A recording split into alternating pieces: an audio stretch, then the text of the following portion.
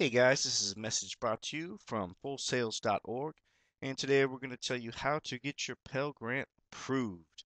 The first thing we want to remember when we're applying for a Pell Grant is that we want to file as soon as possible because students of lesser need who apply before students of greater need have the advantage.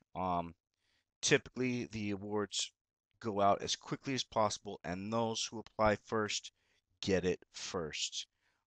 When those funds run out, they're completely gone.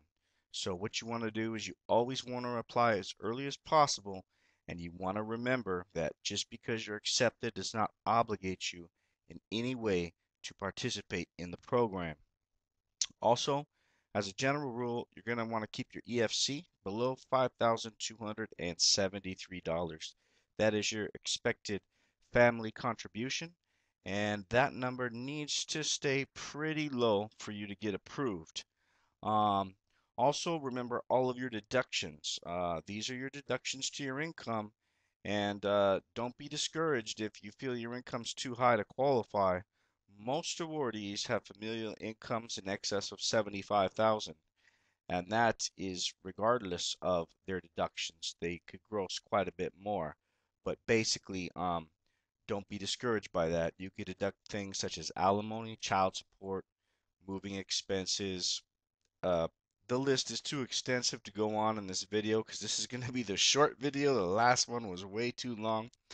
But everything from tuition and fees to combat pay, there's simply too many to name. As well as that, you'll also want to use a 529 college savings plan if you have extra money and you want to keep your cash on hand to a minimum.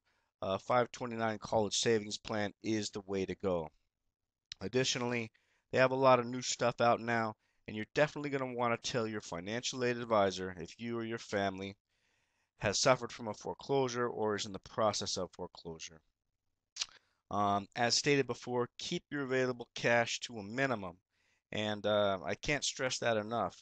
If a student pays the rent and has $1,000 less in the bank than a student who hasn't yet paid the rent and has $1,000 more in the bank, the student who paid the rent yesterday is more qualified today to get approved than the one who didn't.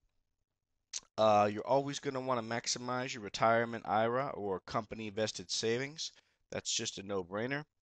And pay as much as you can towards student loans. Once again, that's just to lower your income. The more you're paying towards your student loans, the less income you have.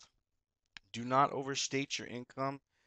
That that might sound not worth mentioning, but it is a very common mistake, and the FAFSA application is pretty tricky. It's really designed to disqualify you as opposed to qualify you.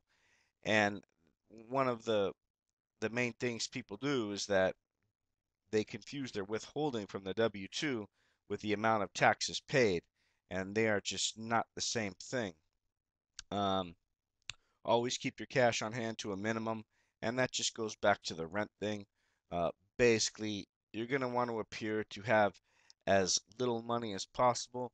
That doesn't mean that you fudge numbers or move things around or do things unethically. It just means that you're conscious of the timing that you apply for. I mean, make sure you're applying at a good time.